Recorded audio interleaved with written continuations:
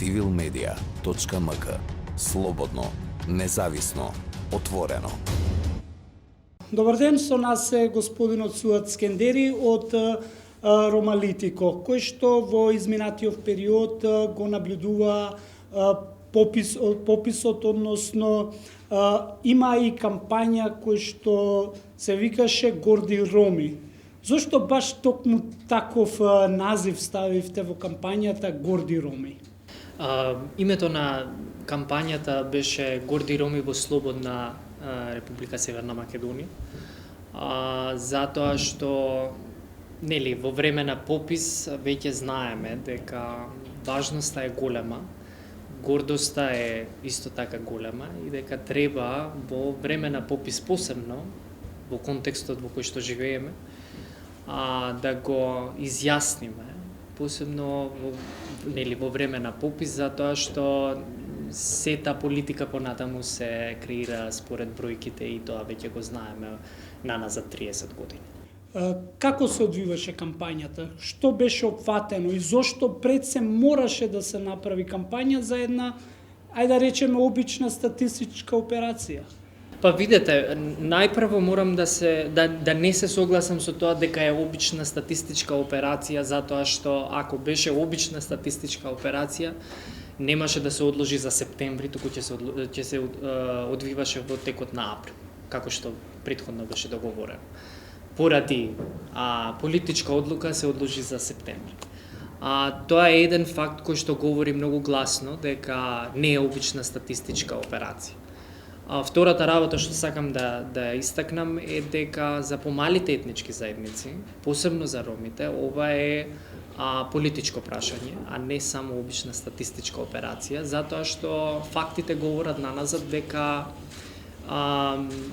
пописот всушност представува една алатка за поголемите етнички заедници, за еден вид на демографски инженеринг. Зошто велам демографски инженеринг? Баш поради тоа што по 2001 година, односно по рамковниот договор, сите политики се креирани според застапеноста на заедниците.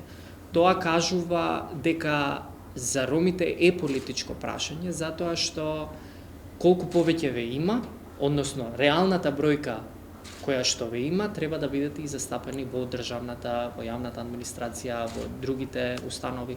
Значи, фактите исто така говорат дека наназад 91 и 94 година, кога се реорганизира пописот, покажува дека во рокот 3 до 4 години бројката на роми се намалува, односно 10.000, околу 8.500 роми ги нема.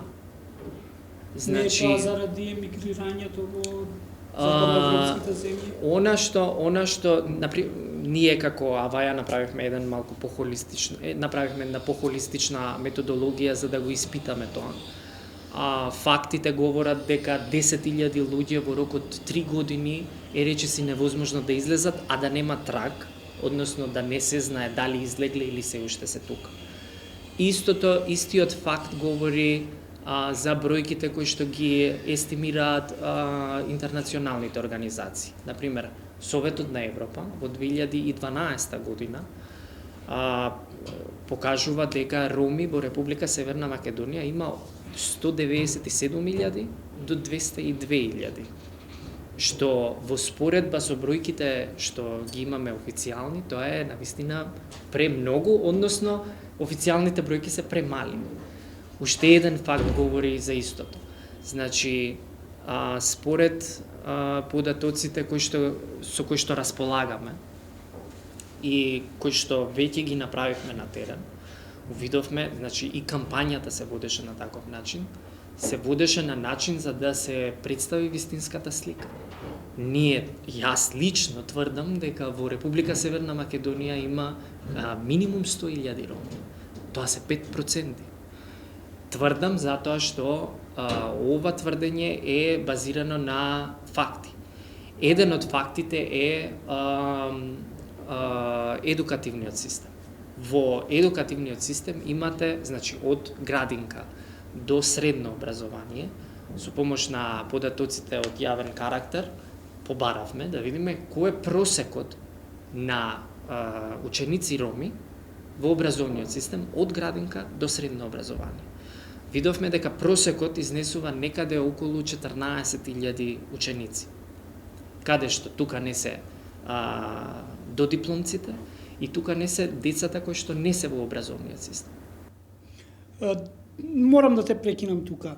Дали исто така знаеме, свесни сме колку другите етнички заедници го злоупотребуваат тој податок каде што во образовниот систем поради X бенефици или стипендии се запишуваат како роми, а потоа во пописот се запишуваат така како што се чувствуваат. Дали тој податок можеби токму тоа не се совпаѓаат тие вкрстување на податоците? Па тоа го видовме и во неуспешниот обид во 2011 за попис.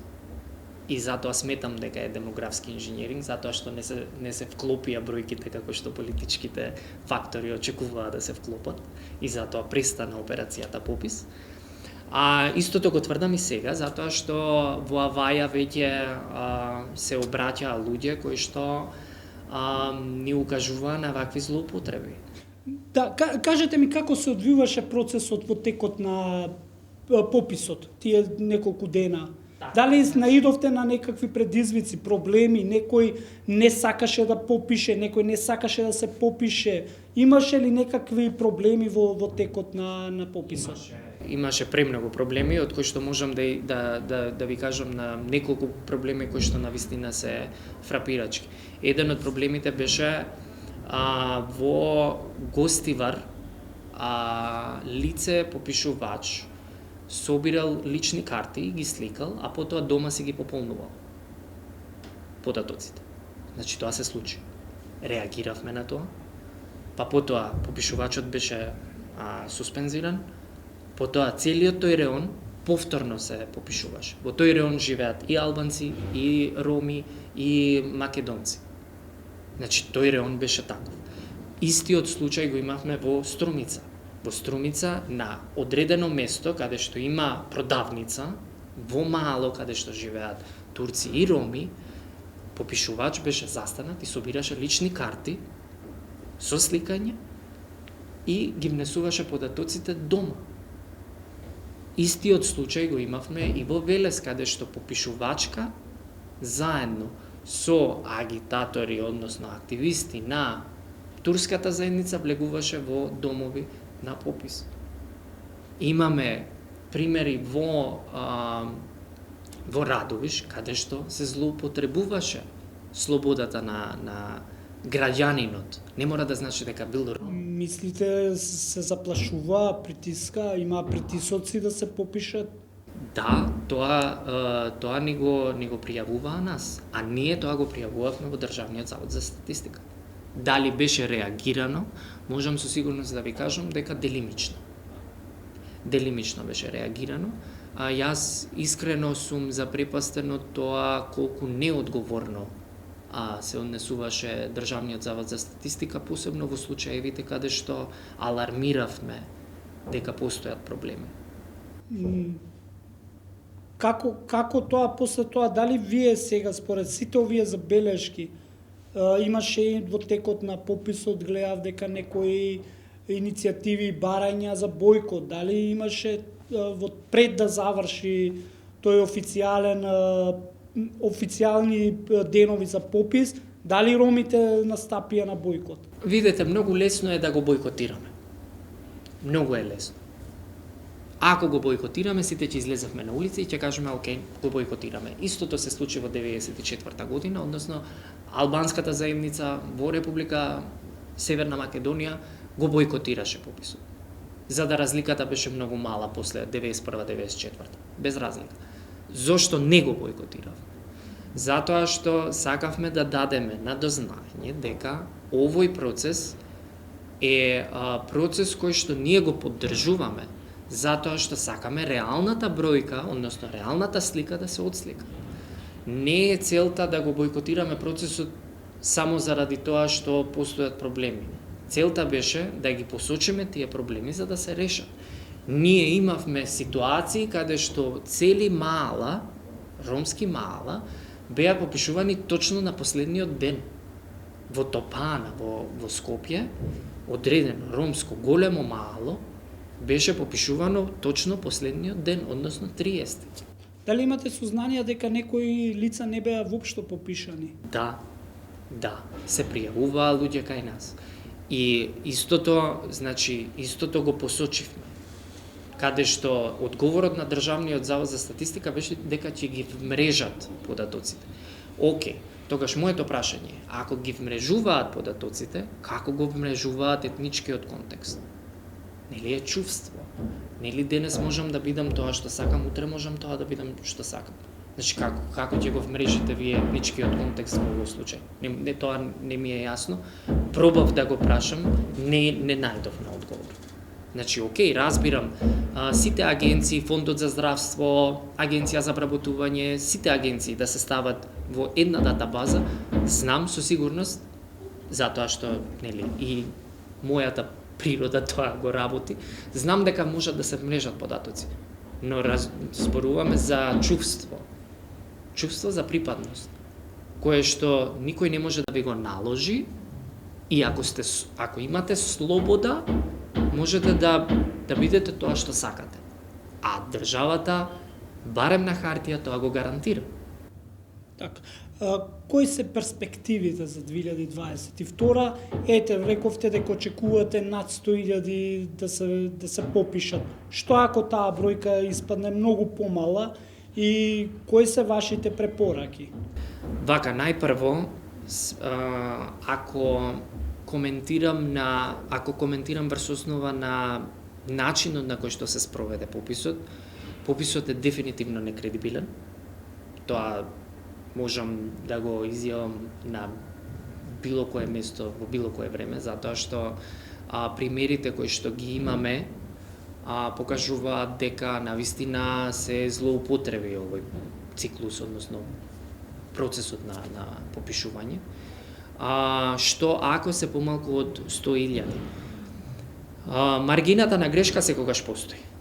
Сакам да верувам дека во 2022, односно, нели, според најавите во март 2022, ќе имаме прво гледање на резултатите, односно, ќе знаеме какви се резултатите. Она што е став на Аваја е дека невозможно, буквално невозможно, е да сме помалку од 80.000. Маргина на грешка, значи, ако јас тврдам дека сме 100.000, маргина на грешка, јас сум погрешил или некој во тимот погрешил, маргината на грешка покажува дека најминимално што може да биде е 80.000. Зошто? Затоа што фертилитетот, промилите на наталитет на сите заедници во оваа држава, значи, неприкосновен факт е дека ромите покрај албанците имаат најголем наталитет. Зборуваме од 2002 до 2021. Земени се сите податоци со кои што располага и Државниот завод за статистика и неофицијални бројки. Факт е дека според тие бројки, ако сме реални, ако сакаме навистина сликата да ја покажеме на јавноста дека процесот бил кредибилен, не е возможно да има помалку од 80.000 роми, затоа што фактите сами говорат дека фертилноста на ромската етничка заедница е прва во споредба со сите останати етнички заедници кои живеат во државата. Тоа беше Суад Скендери од Ромалитик, односно дел од иницијативата Аваја, која што учествуваше и беше дел од процесот на попис. Ви благодарам, Суад, се гледаме во наредно издание. civilmedia.mk. Слободно, независно, отворено.